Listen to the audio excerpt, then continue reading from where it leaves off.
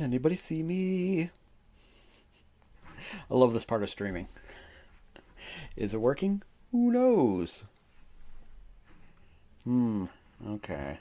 Well, that's not great.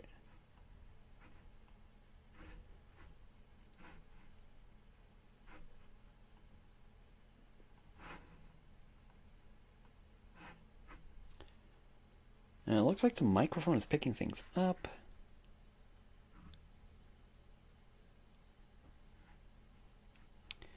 Ah, great. Is it a different live stream than the one, like, is it a different length than the one I posted? Did I mess up everything forever?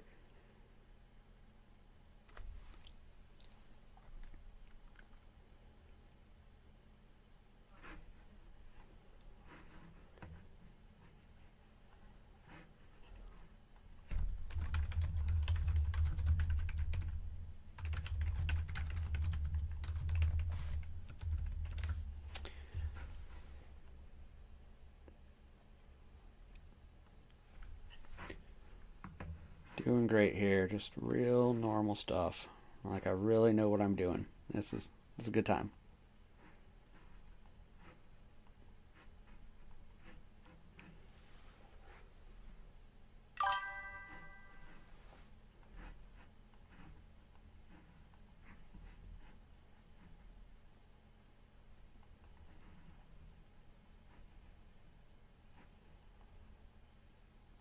Oh, hey. Welcome over, Ian. Yeah, the one in 28 minutes, I accidentally ended it and I don't know how to restart it on YouTube. I tried, and apparently I just started a new one. So, here we are. I can only hope other folks maybe find their way over. It doesn't seem too terribly positive that they will, but hey, here we are. It might be a small night, which is okay because I have had like very little sleep last night. We got new flea collars for the cats, and they had. I didn't read the packaging because it's like it's a flea collar, like it's gonna do what a flea collar does. But apparently it had mint essential oil, uh, which is apparently toxic for cats. How do they sell this? I have no idea. But our cats were up all night vomiting, and it was not the greatest time. Okay, I'm just gonna make a little post on socials. Maybe that'll bring some people in.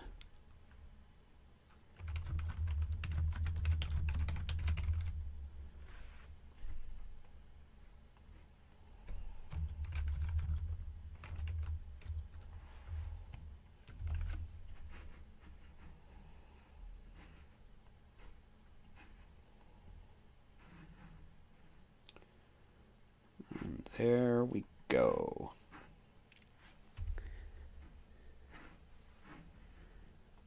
Okay. Yeah, they're doing much better. I just fed them dinner right before I started this, and they were very excited to eat. There was much purring. No one had a good night last night, but everyone seems to be recovering. Um, yeah, except for me, but I'm gonna recover after I go to bed early tonight and sleep forever. It's going to be great, but that's not your problem. Marching order is your problem, or actually, it's kind of my problem too. But whatever. Uh, so I've been just to give you like an idea of where marching order is right now. Two of the three core books are written, at least the rough drafts are, right? The series is pretty good. Most of that is tested, laid out, etc. Brad and I are going through the main campaign, the Gallows, and we're playtesting that. We have two more delves to go to get through that. And then we're going to have to playtest it some more because there's so many options that I want to go through these a good few times to make with a good amount of people to make sure everything works. Because we've certainly found things in this playthrough that we're like, oh, this number doesn't go anywhere. And just there's a lot of new mechanics in the game. So getting through those and making sure they're smooth and figuring out how they're implemented on the play space, etc., is taking some time. But there's two books written, and so I wanted to get everything written before I wrote the rule book, which largely is largely it's going to be a lot of the stuff from the Rogue's Handbook from the Mud and Blood core set. But we are adding a bunch of things, and I wanted to get everything else done. So I knew that any rules that I wanted to create when I was making the delve or the sewers, I could reference in the core book. So the difference is, so the core game, I mean, it still is going to feel a lot like the core game. It's not going to, like, no one's going to read into this and be like, oh my god, it's so different. And a lot of it is like there's just more. There's going to be some more items. There's going to be a different sets of rogues to choose from. But some of the new rules, like the thing I'm really excited about is called the escalation track. And we made that for the sewers. Originally, we made that mechanic for the sewers. And basically, as you play the game, you have a track that you advance that you'll add to dice rolls and things like that to make things more dangerous the longer you go. But as I was writing the adventures, I realized I could also implement it in there. And so there are times in the adventures, like if there's a chase scene or something, if the escalation track gets to a certain point, you're going to lose the chase and you have to go a different route or things like that. So that's been a really fun mechanic to implement. I also wanted it to have, how to put this, a bit of like a legacy component. Like legacy board games do, kind of. You're not putting stickers all over everything. But the choices you make, I mean, this is kind of obvious because it's like game booky, right? The choices you make will affect what happens in the future. But sometimes I want it to affect what happened far in the future. Like, for instance, I don't think this is an actual example, but like, say you spared someone's life, that could come back to haunt you like 2 delves down the line or something like that. So on the character sheets now, and you're going to have a pad of them. They're going to be like quarter page size abouts that comes in the game. On one side is the character sheet with a lot less information than the old character sheets because we're going to have cards for every rogue that actually have like their stats and stuff on there. So you're not going to, like, the sheet is purely for things that will change, right? Anyway, on the back of that, there is a grid, which will be used to map dungeons. So you always have papers to map dungeons you're going through. But also there are like numbers down one up, or numbers across the top and letters down the side. So at times when you make a decision, I'll tell you to like put a slash in A27 or something like that. And as you go through the book, you might get to a point that says, hey, do you have a slash in A27? Go here. So it gave me an ability to do more based around your decisions. Because, like, you know, game books are always going to be on a railroad of a bit. But this, like, I guess gave me more branches doing it this way. So I think those are two of the largest changes so far, you know. I have been working lately on the allies. That's going to be a new rule too. And allies are like the monsters in the game. When you fight monsters, they are driven by like random dice rolls to see what they do, etc. And allies will basically be the same thing, but on your side. And so that will come about in, like, you can buy mercenaries in Rot Bottom to go on delves if you think they're going to be particularly tough to give you a little more firepower. But also you can meet allies when you are on adventures that will join your party. And so this gives you a way to bring them in. And that started before. I'm in the midst of writing a really before I started writing the Gallows, the delve that's coming into core set, I started writing a really big delve called Lurker in the Dusk Gloom Wood, which takes place after the events of the Mud and Blood edition. But I started the ally thing there, and I was like, oh great, I have an opportunity to make it part of the core rules. Yeah, Ian, definitely check, especially if you have the cards. The cards are very helpful. But it is definitely a good time. And there's videos on here of us playing and other folks playing too. So if you're like, need a little jump start, you can check those out, me or other people. Um, so anyway, without further ado, I need definitely if anyone comes up with other questions, feel free to hit me up. But let's work on the Shield Maiden. So on the let's get that up on the screen. Yeah. So I have been writing this thing in a program called Obsidian, which is where I do most of my like game creating writing anymore. Because you can do a lot of neat things. It's a great note taking app. You can hyperlink to everything. The only thing that sucks is eventually I have to take it and import it into a Google Doc so I can get it edited, which is long and involved. But this part of it, yeah, this part of it really works for me. Um, Also, so Obsidian notes are organized into a vault. You can see I have like a folder on the left here for the core rulebook. I have a marching order meta folder just to keep track of things that like span across delves, like plot points and things, and for the larger story. This is the gallows. Let's look at the gallows because it's a good time. I have all the different parts here, and if I expand this, these are all the different entries to them. Um, and each one of these has a bunch of entries in there. There are many hundreds of them in the gallows. I think the gallows is going to end up being like, I'm going to guess 16 plus hours of gameplay. We'll see. Uh, you can also see things as a graph in Obsidian. So this is like all the notes I have in here, but a lot of them are going to be the delve, uh, i.e. the adventures. And so you can see each one of these knots, sleep. Each one of these dots is one note, and it has like, the written text for what happens there and the different choices you can make, etc. But you can see they're all connected to different places and different things. Um, but I always like looking at it in this method because it just looks really cool. But anyway, that's not even what we're here for tonight. I'm just distractible. Let's go back.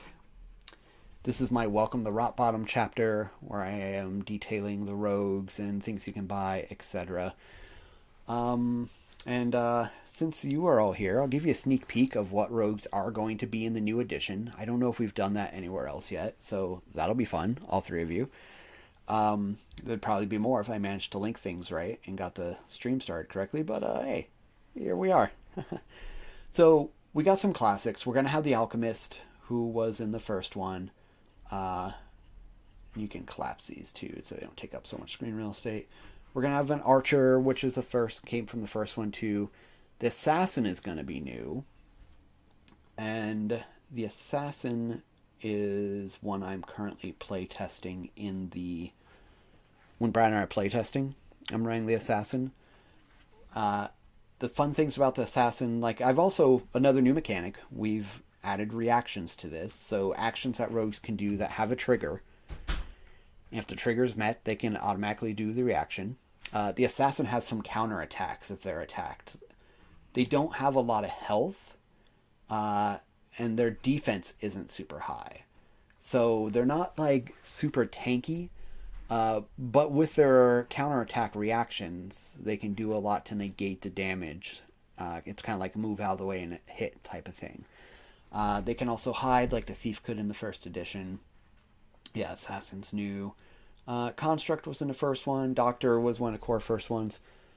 The Necromancer, which I have not play tested yet, has a lot of like life swapping abilities. Of course, raising an undead, raising a skeleton archer, killing things and gaining life. Yeah, and I thought one of the things I liked about the Necromancer was their base action. Most of the characters' base actions are attacks. The Necromancer's is actually giving an ally regeneration for one round. So it's a little bit like healing, but it has to wait till the character's turn to take effect. But they can spam that every single turn. So the Necromancer can do that to any adjacent creature. not as effective a healer as perhaps, say, the doctor, but certainly not ineffective. I mean, I guess the doctor can heal 1d3 every 3, and the necromancer can do 1 every round, so in 3 rounds would do a whole 3 healing. So I guess the necromancer is actually a more efficient doctor or healer than the doctor, but also costs more, so like makes sense, right? Living undeath hides you from undead. I like this one. Vision of your demise. Target a creature, make a magic roll versus the resolve. If successful, they gain the condition stun for 1. Basically, so something how it's gonna die and it can't act for 1 round because it's so terrifying. Which, like, if you have a big creature out there, a lot of them don't have great resolves, you know? So getting just a round off from getting pummeled is always great. And this is a fun, unique one, too. Though I die, I am reborn. If the necromancer is reduced to 0 or less health, they gain 1d6 health, and then this ability goes away. So, new abilities, you have to spend 50 coins to learn. But for 50 coins, you can make sure your necromancer doesn't straight up die when they get to 0 health. I mean, I'm curious if a lot of people will take that one. Anyway, necromancer is one of the new ones. I'll go through this a little quicker. Pikeman is a new one. Pikeman is like a kind of sellswordy, but with some range and some mobility. Like a better sellsword in the case. Priest of the Sun is one of the ones we unlocked in stretch goals. I haven't made that one yet. We won't be doing that today. I might do another live stream for that. We'll see. Ratcatcher is the new freebie. The Ratcatcher will replace the Torchbearer. And the Ratcatcher has some special abilities against, who wants to guess? That's right, rats.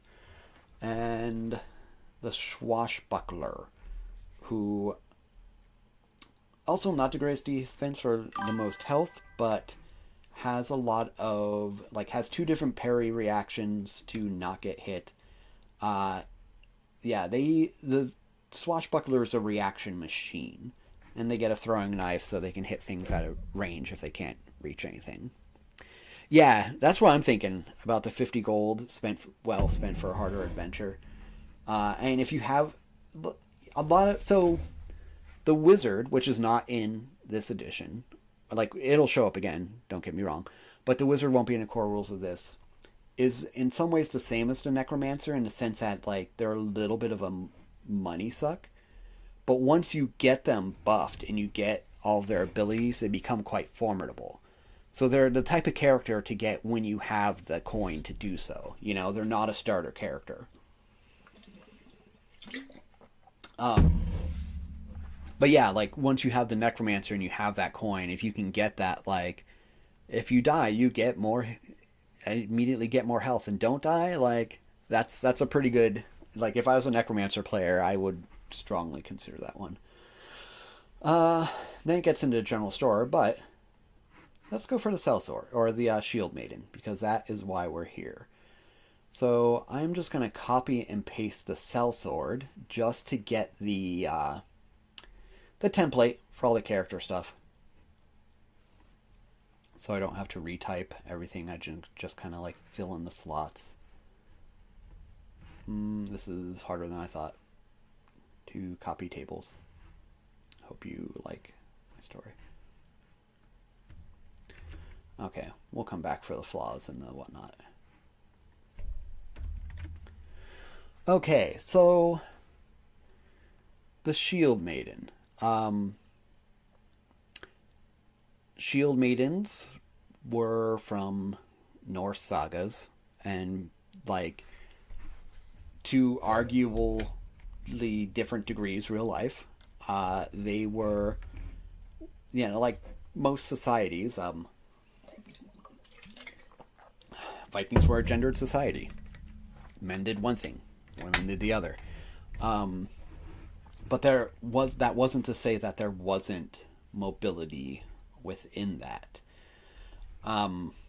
which is an interesting concept. Unfortunately, it's like largely seems like the Vikings valued masculinity above, like basically valued men above women. But if, and again, there's different sources will tell you different things. But if a woman did man things, it was more acceptable because it was like an upward type of move, as opposed to vice versa. Like a man would debase himself if he was doing woman things, which is interesting because magic was commonly seen as a woman thing, and the god of magic was Odin. So I don't know, sort that out. There's a lot going on there. But anyway, Viking gender things aside, Shield Maidens were women who took up battle alongside the men, is basically generally how it's described. And there are some famous ones in the epics. If you watch the Viking TV show, you're going to see them left and right. You're going to see Lagertha being a complete and utter fucking babe, you know? But anyway, so that's what we want to create. So the sellsword, which is what I copied here to... Did I copy the name sellsword too? Yeah, I did. Let's get rid of that. Sorry. Sellsword is what I copied to get to template. They're one of the cheapest characters. They're 100 coins. Like, I want them to be a, like, prime starter character that you can usually afford. I would prefer the Shield Maiden to be a bit better. Something, like, more exciting to spend coin on. A little less generic, you know? And so, I haven't actually done a lot of homework in what this is going to look like. I actually am creating this in this stream. So, if anyone has thoughts at any time, I'm definitely willing to entertain them. So please shoot in the chat, right? But what I was envisioning is like A, a better sellsword, but B, we got the shield. So I feel like if we have the shield, we need to do a shield wall of some sort, right? That just seems pretty important. Did I have that in... I don't remember if I did.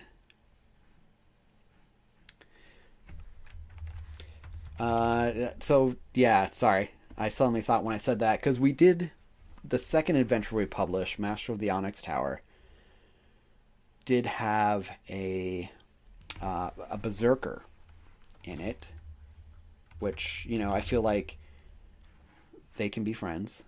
They are cut from the same cloth, if you will. But I am trying to remember if I did like a shield wall type ability for the berserker. Nope, they got some runes, but not any ability that is shield wall. But anyway, because shield is in the name, I kind of feel the need to pop a shield wall in there of some sort. So like some kind of protection that maybe triggers when an ally is targeted. Something like that. There's axes. Like, I know there could like... I know axes aren't the only weapons that Vikings use by any means. Swords, spears, etc. Spears probably being maybe even more useful. But we're delving in a dungeon, so we probably need shorter things. So I'm envisioning axes, and like short ones for throwing, longer ones for other things. I did just have a thought as I was babbling here of there are times that rogues can use tinker tools to pick locks. You know what's good for getting through a door? An axe. But I'm wondering if that would break my own game too much. I don't know. I didn't think about it that much. But yeah, anyway, those are some of the thoughts I've been having for the Shield Maiden. So I'm not going to set the price. Yeah, diving into it, I'm not going to set the price right away. I kind of want to see what I come up with first and then set the price. I'm thinking that they will end up being like, right now I'm thinking they're probably going to be around the 150 range.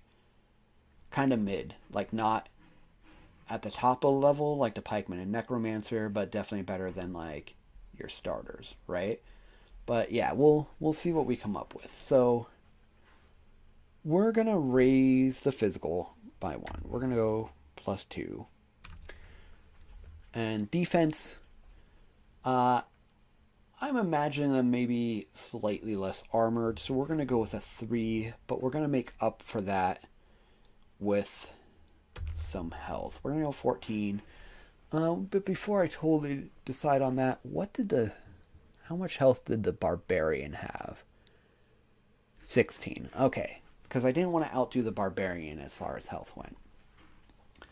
So yeah, let's go one less. Let's go 13. That is a good amount of health. And you know what? We said the Shield Maidens, like we said, magic was considered a womanly thing in Viking society, so maybe we want to give her some magic. The Northman Berserker had a +1. So let's give her a +2. Because it does seem a lot of the characters in marching order either have magic or they don't. Like it's +0 or +4, you know? Or minus something. There's not a lot of mid-range magic folks. So yeah, we're going to go with +2 on that. Tinker does not seem to be her thing. She seems to be a battlefield type person. Awareness. The awareness of the Northman Berserker is +2. We don't want to go less than that, so let's go +2. I think I'm going to keep a +2 at Evade. That's a new mechanic too, formerly known as Escape. We'll keep the +1 for luck, and we're going to give a +2 resolve. Yeah, I'm kind of feeling that. I'm feeling good about that. So that brings us to the basic action. And so often the basic action is, oh, sorry, ideas are happening.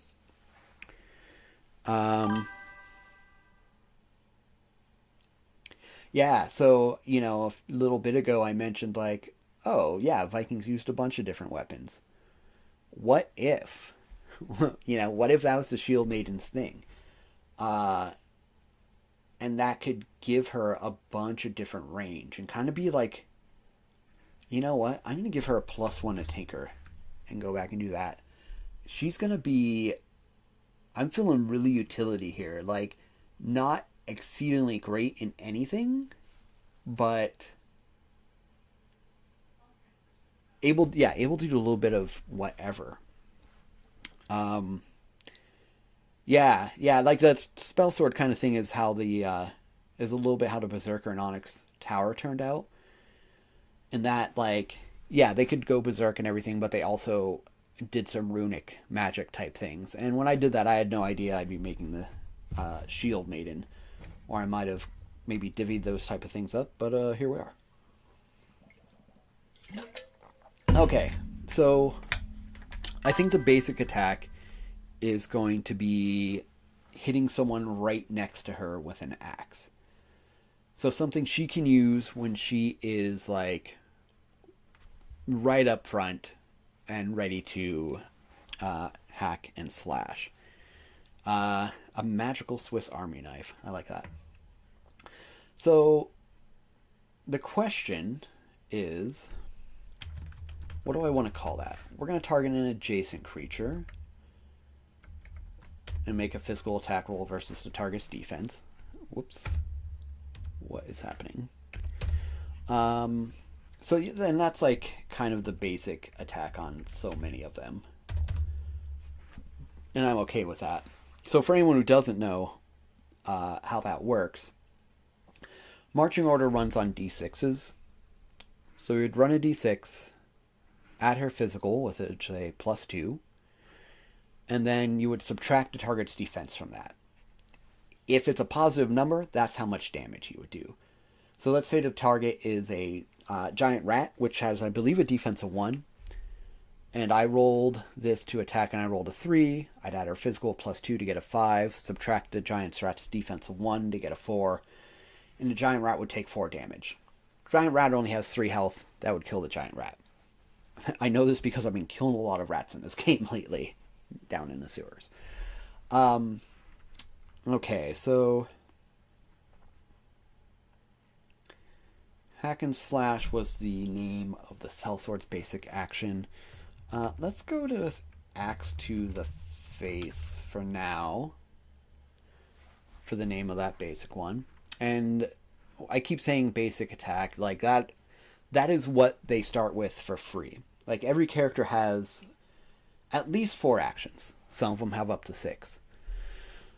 They get the basic one for free, and when they create the character, they can choose one more. Yeah, sorry.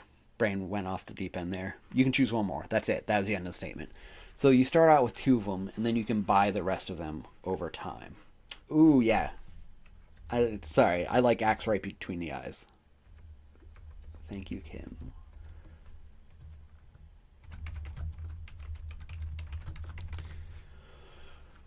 Okay, and so now imagine the next one is going to be a spear, which can go up to 2 spaces. And I'm gonna so cooldowns. Let's talk about what cooldowns are for anyone that doesn't know. So we got axe right between the eyes, spear to the guts. Kind of keep it like thematic here. For anyone who doesn't know, cooldowns. Like when you use an action that has a cooldown, you set a dice next to it, and every round it counts down, and you can't use that action again until it goes away. So not all actions have cooldowns. Basic ones never do, but a lot of them do. But I think because of the kind of like the big thing the Shield Maiden is getting through these is varying ranges, I'm going to take the cooldown off. I don't think we need that. And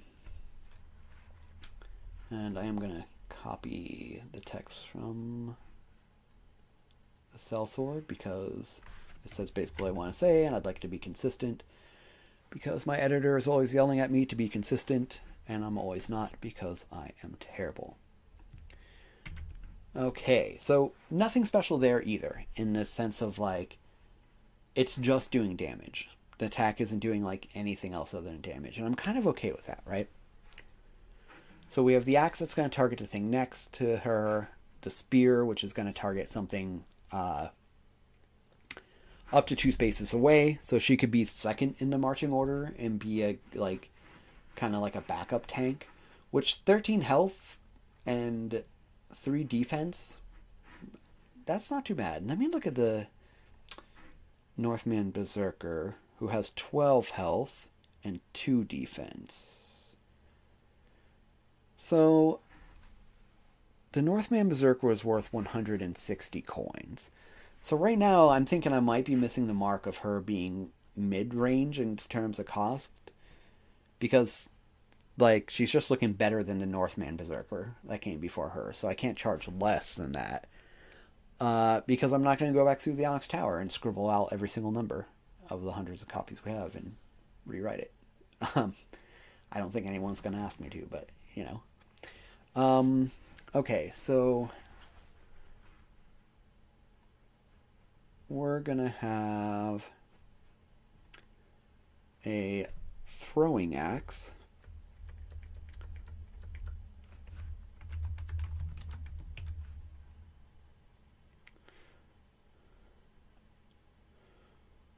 Throwing axe, we'll say to the heart. Open to other ideas on that. And again, we're not going to give that a cooldown.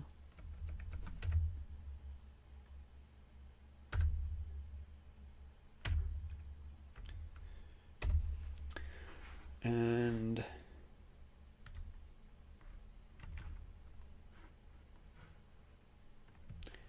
that's going to target a creature specifically 3 spaces away. So now she has something, like, if depending on which of these she buys, she has something she can do in the first 3 spaces of the marching order, which I'm feeling pretty satisfied with. So now comes the last action. Now the last action I kind of want to be something a little more special. And that should probably be the shield wall, right?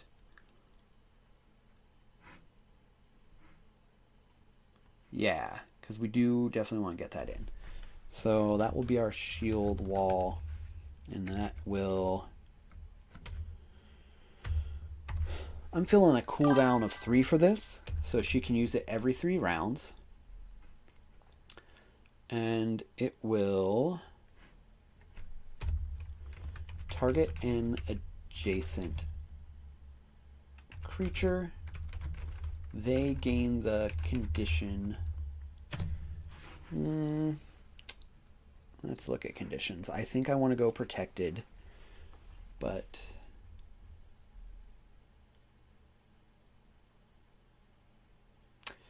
there is shielded. So shielded halves any damage that gets done to a creature that has that condition, where protected raises their defense. Anyone have any opinions on that one? Should we raise... Like, I'm thinking, like, fiction-wise, I'm imagining her raising the shield in front of an ally that's either in front or behind her, like someone who's adjacent, right? And so should that person gain a bet, like to whoever she's targeting, should they gain a better defense? Or should they suffer less damage? And I've been kind of toying with the idea of that with armor in general, but shield feels different than just armor too, right? Like, in some ways, I kind of like the idea of, like, say, heavy armor providing a damage reduction. Not so much in marching order, just in general. This is kind of another project I'm working on. So that, like, if plate mail blocks 3 points of damage, you have to do at least 4, right?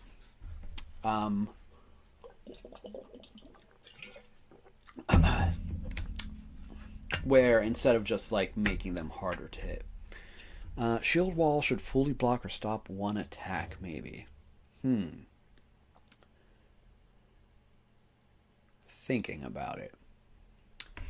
I'm a little hesitant because I feel that should add to her price. Okay, and so the other part of it was I was thinking, like, oh, how mechanically can I do that without putting in new mechanics? Because I want to make another reason we did the second edition is because we have a lot of things to track, and we wanted to have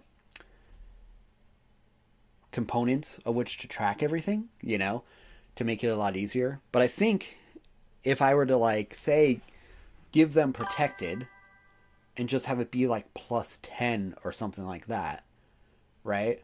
Like, have them be protected plus 10 for 1. It would attempt the same thing without me having to, like, create different verbiage or anything. I mean, it would only work for, like, instead of blocking the next attack, it would just make sure they are super protected the next round. You know what? Okay, I think I'm going to kind of go somewhere down the middle here. Whoops. That's not what I wanted to do at all. Okay. They gain the condition protected plus 5 for 2. Why for 2? Well, so this is one of the parts where the game gets a little tricky, right? So, and to explain what I just did, the plus 5 is what it will add to the defense, but the 2 is how many rounds it will last. Now that gets counted down on the beginning of a rogue's turn. So imagine if our Shield Maiden gave the shield wall to the person behind her, and they were protected plus 5. If it was protected plus 5 for just 1, once the Shield Maiden finished her turn, it would be that person's turn. They would count down that condition. It would go from 1 to 0, and they wouldn't be protected, and it would have been worthless. So with 2, they at least get it for 1 round. But then if she does it to the person in front of her, since that person would have already went, because the action goes from the person in the front of the line to the back of the line, they would end up getting it for 2. In some ways, I want to figure out how to mitigate that, but in other ways, I'm kind of like, actually that's kind of interesting strategically, right? Because often you have, it seems to me often you have like the weakest person in the marching order in the third position, right? So that would mean that Shield Maiden would probably be either second or fourth, but if she's fourth, she can't really hit anything. None of her abilities go that far. And again, I'm kind of okay with that because that makes you have to make some weird decisions, right? So if you put her in third and you had like, yeah, I'm envisioning different marching orders, right? We have the sellsword up front, followed by the doctor to keep the sellsword going, followed by the Shield Maiden, who can maybe chuck axes at whoever's in the front of the marching order, but also shield wall the doctor, who's just a weak, fleshy bag of meat. And then like throw the assassin behind her, who also might need to be shield walled sometimes, because like that 7 health, I can attest, it goes quick. In the game Brad and I are playtesting, it's, what do we have? We have Pikeman, Sellsword, and both of them can reach 2 spaces, so they interchange sometimes. So we have Pikeman, Sellsword, Doctor, Assassin. And the Doctor spends his time curing the Assassin, and like whoever up front is getting the ever-loving bejesus kicked out of them. Okay, so I kind of like this. I think this might be good for actions. I don't know if I feel the need to add... we got 4. I think that protected one really kind of... like, we got a bunch of utility stuff, which is great. I do like the kind of, like, she's somewhat good at everything, but not great at anything. And then we have the shield wall that's, like, basically probably going to, like, whenever she uses it, make sure that person does not get hit. I mean, it's possible, but even if they have a defense of 1, that means that whoever's attacking them is going to have to roll at, like, there's going to have to be at least a result of 7 after pluses are added to do any damage whatsoever. And that's substantial. So I think that's meaningful. Okay. So let's go for the qualities. Again, we're just copying tables, so I don't have to rewrite them, and I can just fill in the blanks. Oh, I already have that there. Look at me. Look at me go. Nope. Apparently I did not copy a table. I failed. Let's try that again.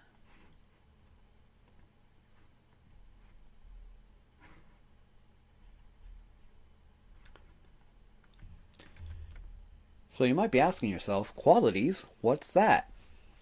So for those who don't know, at the end of each character's turn, they roll a bullshit dice. Best part about that is that was just our stand-in name for it. We were not going to actually call it a bullshit dice. It was just, oh, we're going to call this until we figure out what the mechanic's called.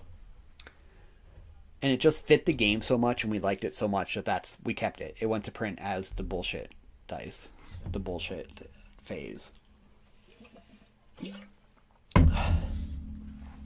So anyway, each character has like a bullshit chart basically that goes 1 to 6. And they start with a quality in space number 6 and a flaw in space number 1. And if you roll a 1 or a 6, that happens immediately, right? All the qualities are good things. Like if we look at the sellswords, immediately gain a second action. Targeting an ally, they received a condition protected +2 for 3. Target an adjacent ally, they regain a roll of health, right? So it's all good stuff for the qualities. So if you roll a 6, something good is happening, and that's great. If you roll a 1, something bad is happening. So rogues in their downtime phase, in their rest phase, can spend 50 coins to go to a life coach to get rid of their flaws. And sometimes, especially when their flaw is you beat the crap out of the person next to you, you want to spend that coin to get rid of it, you know? Because that was, God, yeah, Brad and I, once we finally got coin in our playtest, we were like, we need to get rid of some of these flaws. This is terrible. We are tearing each other apart. But anyway, so let's start with the qualities. I want these all to be like somewhat thematic. So like, what's some stuff y'all think about when you think about Vikings? If I say Vikings, let's do a little word association. Loosey goosey, no wrong answers. I'm gonna duck off to the side for just a sec while I wait for those replies to come in.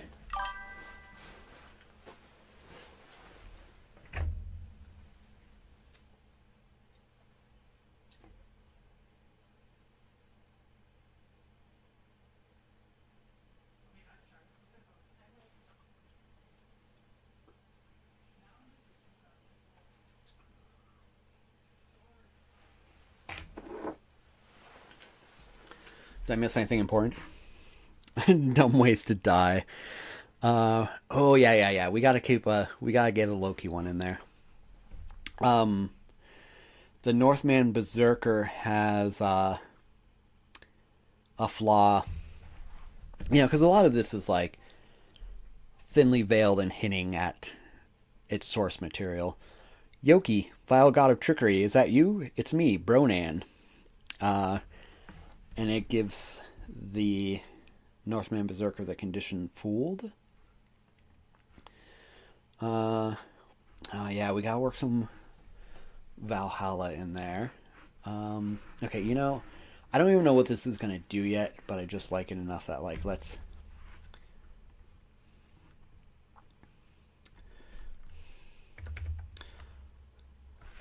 We're gonna give it a name and then figure out what it does. When I die, I will go to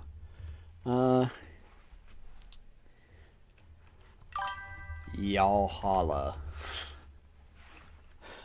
I may or may not keep that. We'll see. That's like a sleep on it, and I decide if it's a good idea or not.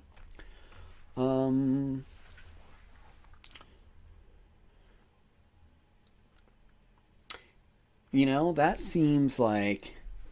I feel like that seems like a battle cry of sorts. We're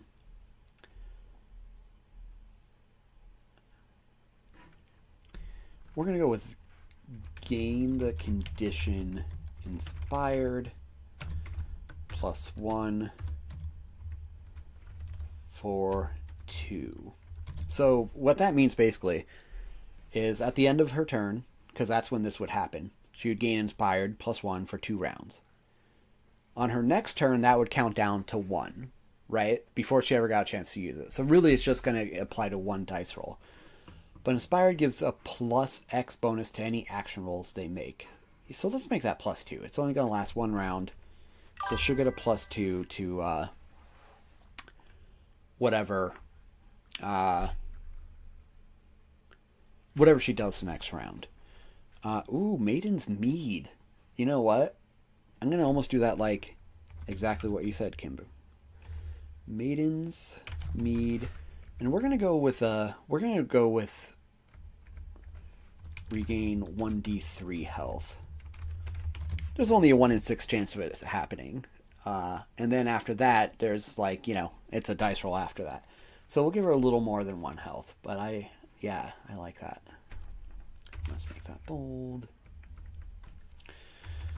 Okay. Yeah, the good answers in here, y'all. What do we want to do with crows? Okay, the crows were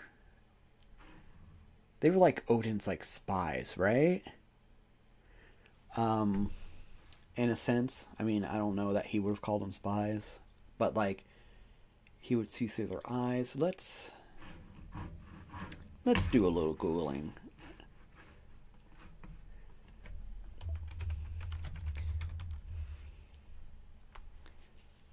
Oh no, ravens. He had ravens. Hugin and Munin. In Norse mythology, and I'm probably pronouncing this terribly, Hugin and Munin are a pair of ravens that serve under god Odin and fly all over the world, Midgard, and bring information to the god Odin. Hunin and Munin are attested to in a poetic Edda. Yeah. They came from a Edda. Who would have guessed?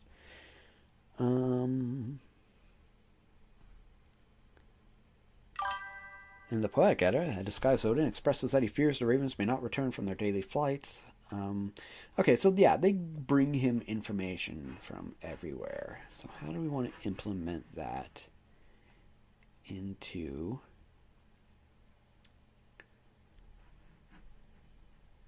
a thingy?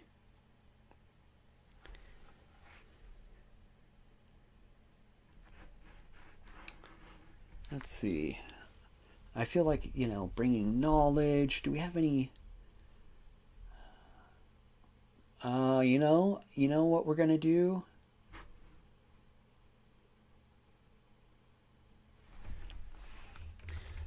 I know what we're gonna do.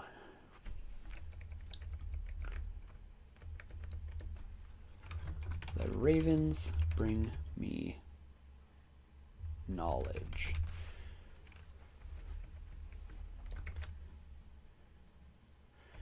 So we're going to have gain the condition attuned +3 for 5. So that might seem like a lot to get to +3 for 5. So that's going to add like +3 to her magic, effectively making it a 5. Which is like pretty high stat, right? But her actions have nothing to do with magic. So the only time she's going to be able to use that is if she finds something like in a delve that's like make a magic roll, right?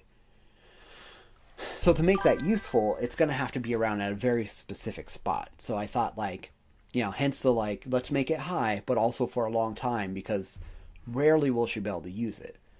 But the longer it sticks around, the more chance that like, oh, there's this runes on the wall. Choose a rogue to make a magic roll to see if they can figure out what they mean. And then suddenly the Shield Maiden's player will be like, I knew that would be handy. I'm the best ever. And everyone else quickly boots them from the table because of their smug-ass mouth. Okay, so we got some ravens here. I like that. We're doing good. And then... let's see. I'm gonna keep the Loki type thing for I think a flaw. So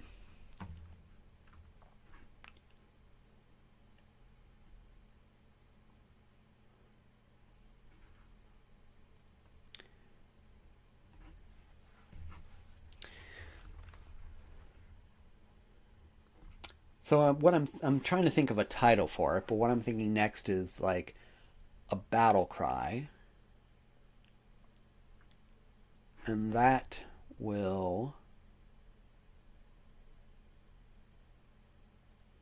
give, I think about giving an enemy a disheartened, which will lower their resolve. Again, not super useful unless you have someone else that can target resolve or something, but it could happen.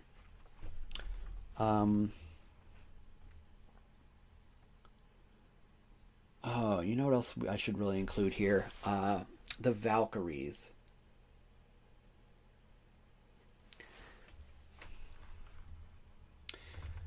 Okay, before we get to the battle cry, the Valkyrie... Nope. How spell? Like that. Will not take me yet.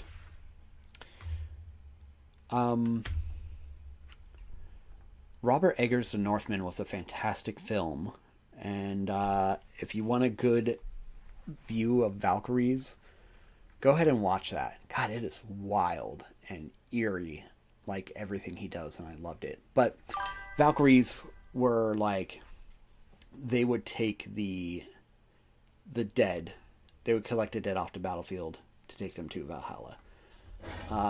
And they apparently had like dope ass names like Bone Rattler and Spear Thruster and things like that, which is pretty cool. Like Valkyries were metal AF.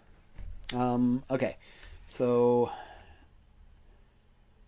it's like I think an easy thing to do here would be to give more health, but we already have one that does that with the mead. You know what? Yeah, we're going to gain the condition charged for 2. And we'll make it 3 because the first one doesn't count for reasons we already talked about. And charge basically means if she's taking an action, I would do damage and rolls a 5 or 6. She rolls another dice and add it onto that. So it can like exponentially raise the amount of damage done in an attack. Okay. Is this a thing? Hello, Google's. How did anyone do anything before Google?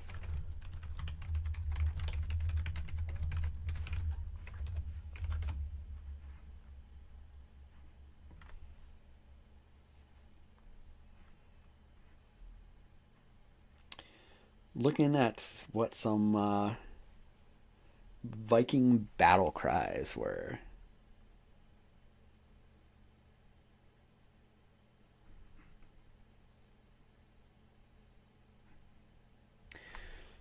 Dare I go to Quora? It's a terrible place to be.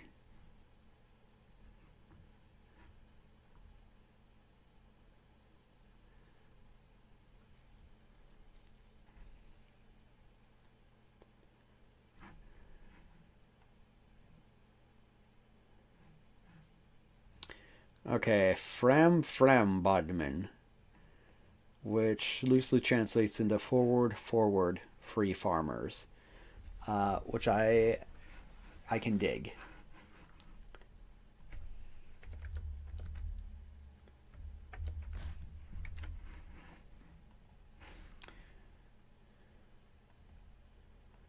And so we're going to have that target any enemy. They gain the condition disheartened -3 for 3.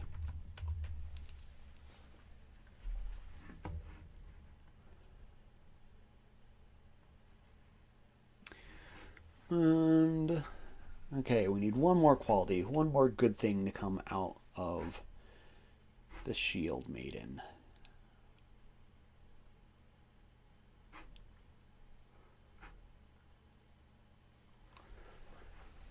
It's always the last one that's tough, you know? All your good ideas have already came out. This is my master, as you can see on the right-hand side, partially covered by my image. The master conditions list, which I think all of these are going to be written on. The game's going to come with like not a GM screen, but a GM screen, right? That you can put in front of your play space. And I think these are all going to be on there so that you can quickly reference conditions when they come up, because that's a thing that comes up a lot and is kind of like core to the game. You know what? We're just going to call this one Shields Up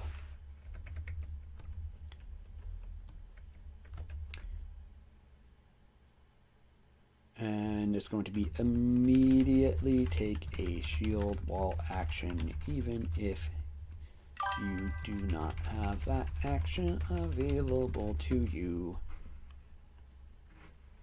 There we go. Okay, so we got some qualities. We're doing great. We do not need this row. Okay, next up, the dreaded flaws.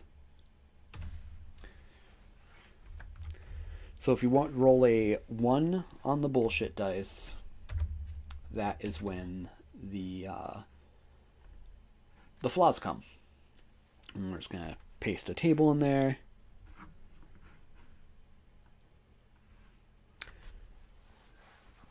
Let's see.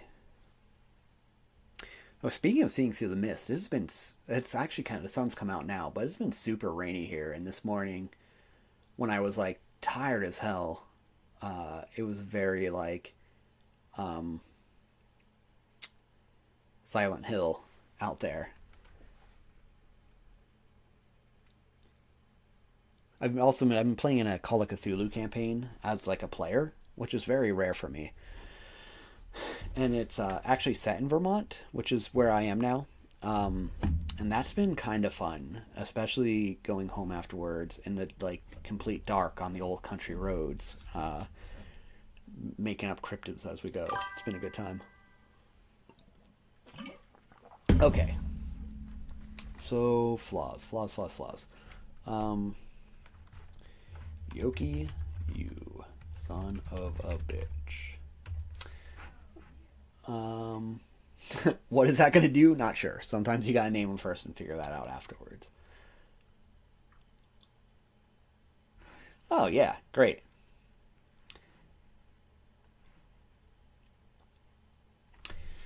Gain the condition high as fuck for 2. What does that condition do, you may ask? Basically causes them to attack a random adjacent ally. Um, so 2, because it happens at the end of the turn, will actually only function once. So on her next turn, she is going to try and smack someone who's right next to her.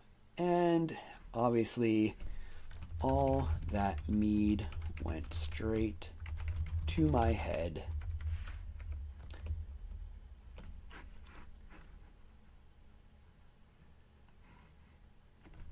Gain the condition hungover for 3. And when hungover, roll 2 dice and take... It's basically like rolling at disadvantage for the D&D players out there. So we got that. So, like... I think our from Bodman, our like forward free farmers, is actually gonna kind of play with that in the realm of like, you went a Viking, like you went raiding when it wasn't time to deal with like the farms, so I'm gonna call this one I'm needed back on the farm. The Shield Maiden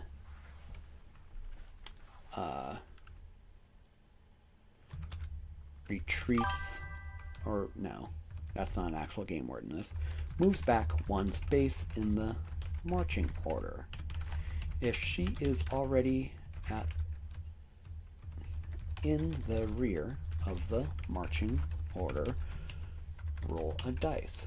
On a roll of 1 to 2, she leaves the battle. Okay, so she could just run away on this one.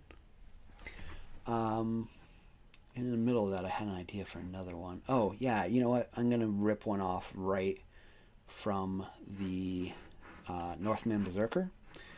Mostly because I think they should have some similar things that could be fun.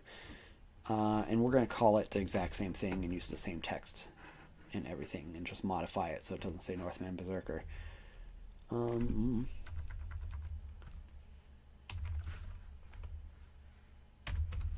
Blarg is the name of it.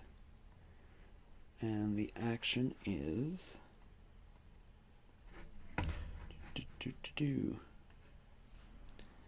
Thanks for waiting, everybody, while I copy and paste.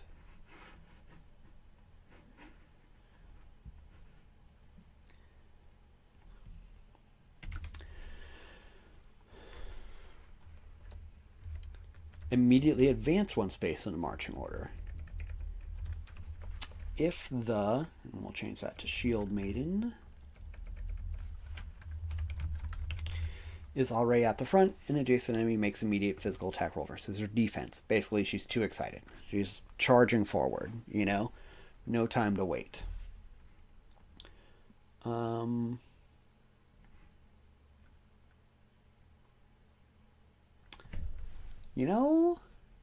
No. Okay, so I had another idea for equality. And I know we're on flaws, but my idea for the quality was the runes spell your doom. And you would get to make an immediate magic attack on any enemy. It'd be one way to give the Shield Maiden a potential to have a little bit of magic. Ooh, shields do break. Yeah, I'm going to use that. Sorry, I saw that you typed that. I got totally derailed because that's awesome. Right. So the rune spell your doom, make a magic attack roll against a creature's resolve. But to do that, we already have 6. One of these would have to go away. So, yeah. Think about it. Are any of these weak? Like, which one, if you had to get rid of one, would you get rid of? If anyone has thoughts on that, let me know. Okay. My damn shield is smashed to smithereens. I realize that some of these I'm writing like sentences and some of them I'm capitalizing words like titles. My editor hates me, but I'll probably go back. I have to do like a initial edit on like all of this crap before I send it off to her. So that's one of the things I'm going to have to decide, like, which way do I want this to be done? The thing she writes most often to me, the note she writes most often to me than any other is be consistent. She's really good at what she does, and I am so appreciative of her. But yeah, I'm a mess, and I'm glad she works with me. Okay, so this one should be easy. Gain the condition. Is it defenseless? Yes. Defenseless. And what is her defense? 3. So let's say defenseless -2 for 2. So that would take her... No, we're going to make that for 3 because we're terrible. So that's going to take her defense down to 1 until that wears out. So, like, yeah, that's going to be a good one to buy off for sure. And then the last flaw.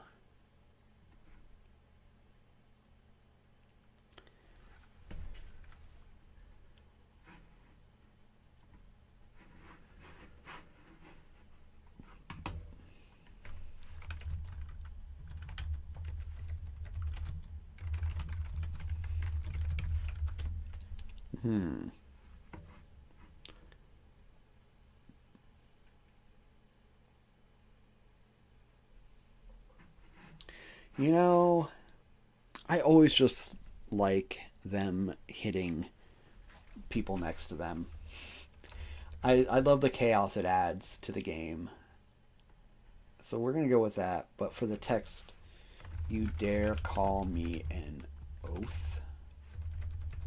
Oath breaker. Is that one word too? Well, it definitely has an R in it, whatever the case.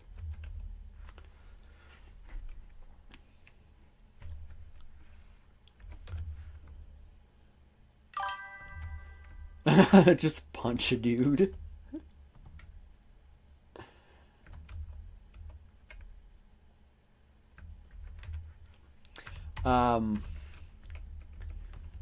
P.S. I think I mentioned this in my email list, maybe. I know I said it somewhere. But if you ever want a good book on Vikings, I listened to it as an audiobook. The Children of Ash and Elm was really good. Yeah, it really made me think sometimes. And, like, it did a really good job of, like, it's hard to look at history and historical cultures and not see them through the lens of your current values and times, etc. At least somewhat, you know?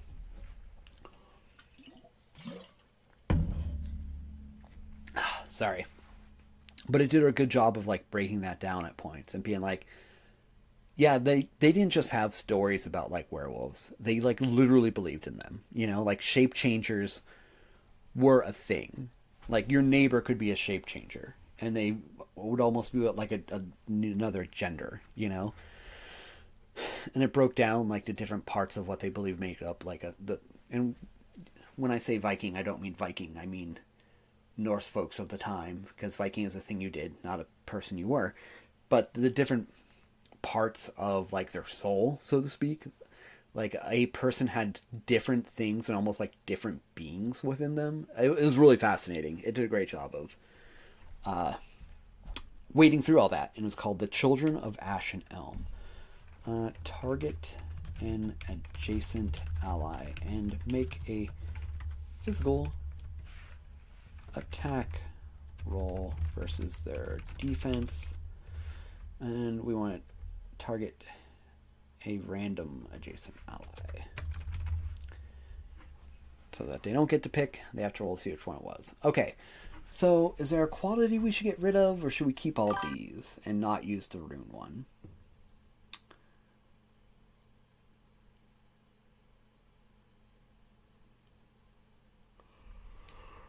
You know? Excuse me. We're going to get rid of the Valkyries will not take me yet. I like the wording on that better than what it actually does.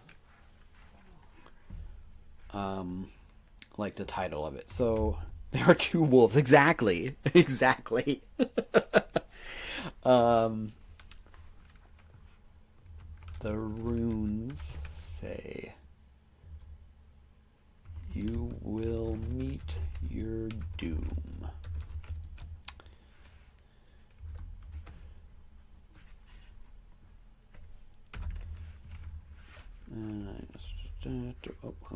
How does typing work? Target any enemy and immediately make a magic attack roll versus their defense. That's a way to potentially use that magic. And that, my friends, is a rogue. Well done. Great. Yeah, thanks for being here and giving all the suggestions, folks. I really appreciate it. Small, intimate chat, which honestly was great for today. I'm so tired. I meant to do like campaign updates to tell people this was happening. Dropped all the balls, but this was very manageable. Thanks for being gentle. It's great having you all here. But yeah, before we call it, does anyone else have any questions about the game or anything? I mean, anything Crumbling Keep, really. But yeah, hit me up if you have questions and thoughts about Marching Order or otherwise. Because I got all the notes in front of me right now. Just a-waiting. Earlier today I was going through and fixing some things Brad and I went through in our playtest that didn't work out quite right. Little things that I thought were in there that weren't.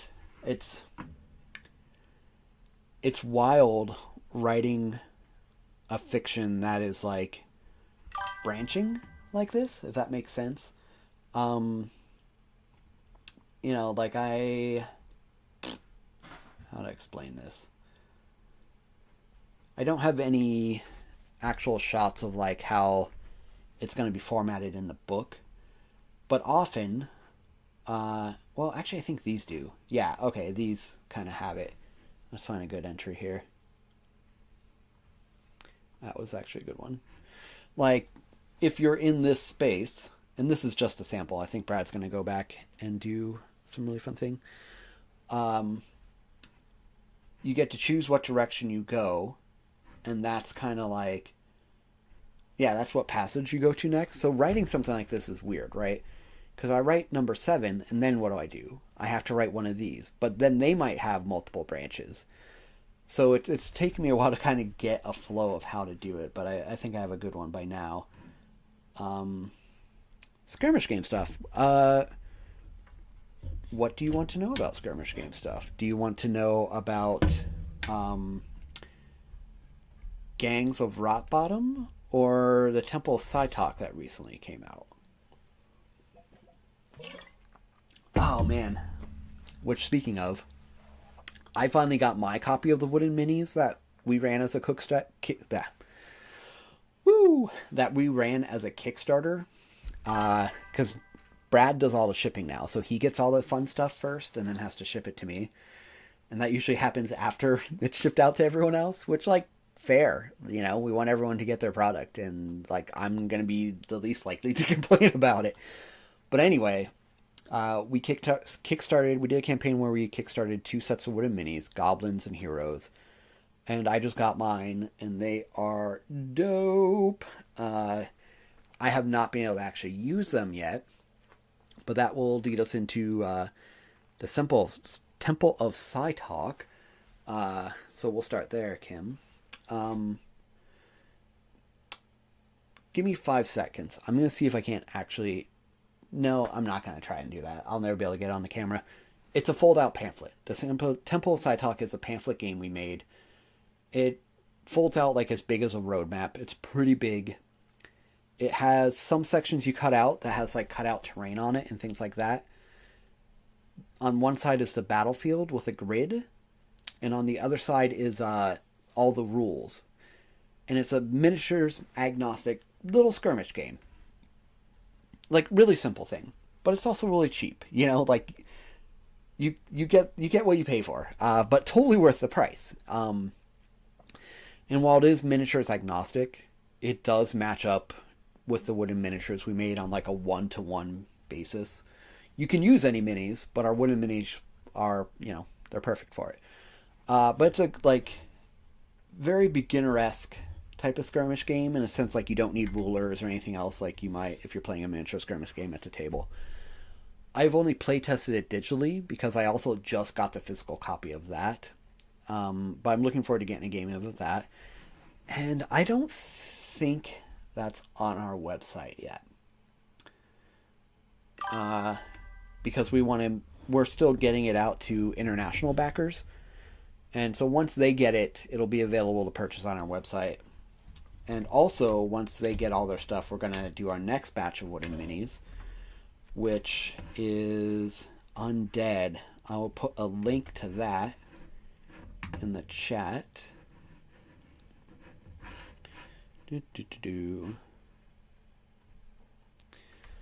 Okay, apparently I need to... There we go. Okay. Boom. So yeah, that link is to our next Kickstarter project for the Wooden Undead minis, and yeah, I'm pretty excited about them. Honestly, once we get a few more sets of these, I think we're going to try and get them in stores because I think they're friggin' dope, and I think the boxes will look amazing hanging on some little hanger shelves, especially next to like the more traditional type minis. But surprise, surprise, Mustafa, who does all the art for Marching Order, is doing all the art for them, and they look great. We've even chatted about him doing some, and this was his idea. I don't want to take credit for it. But doing some like cardboard put together slotted terrain. Think kind of like Hero Quest, like old school Hero Quest terrain. But I think those minis would look super dope on terrain he drew and designed too. You know, I think it'll be a whole vibe. But the big skirmish game we've had in the works for a while, and is like kind of all written.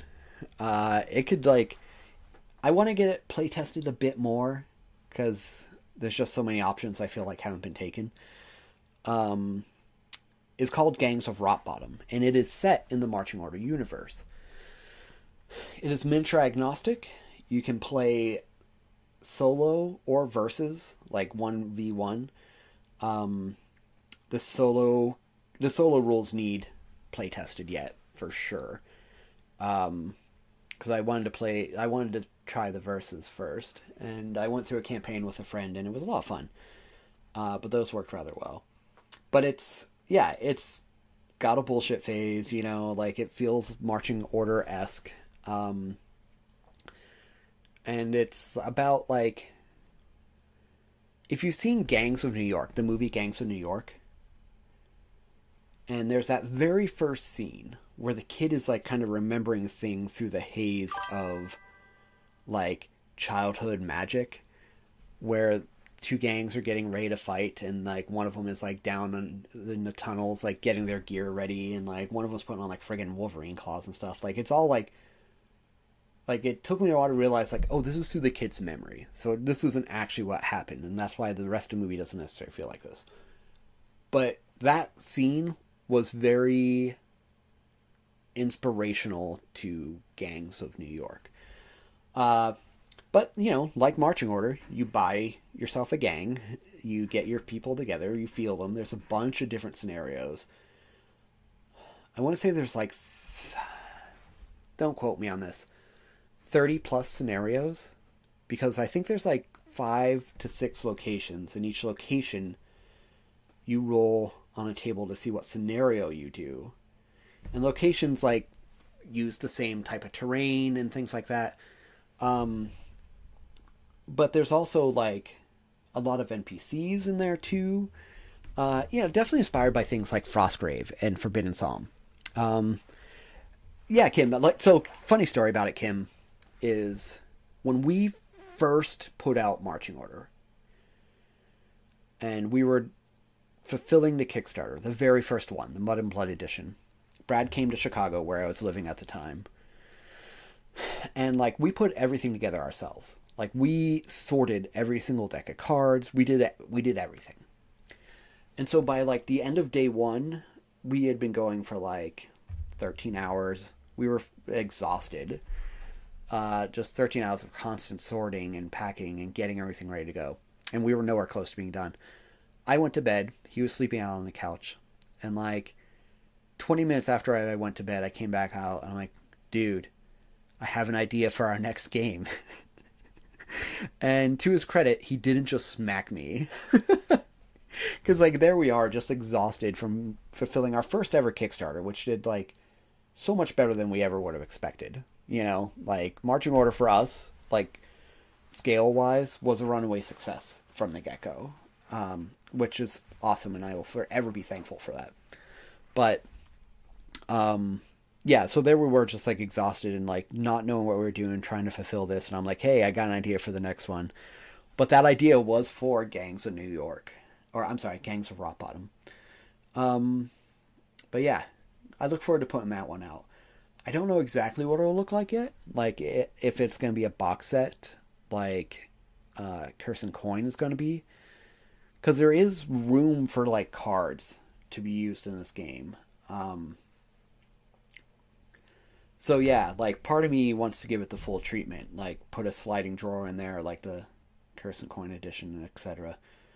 But it could also just be a book. You know, it's like functionality versus accessibility. But anyway, that's what I have to say about skirmish games. And on that note, I'm tired, y'all.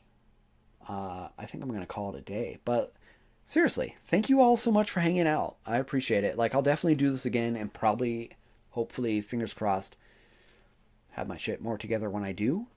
We'll see. I mean, constant battle here, right? But anyway, yeah. It's been fun. I'm glad I got that first character created. And maybe we'll do another one for the Priest of the Sun. The first clerical type character that'll ever be in Marching Order. But, you know, look to the normal channels. I'll post it in the group. I'll post it on the email list. But yeah, folks, I hope you all have a fantastic night.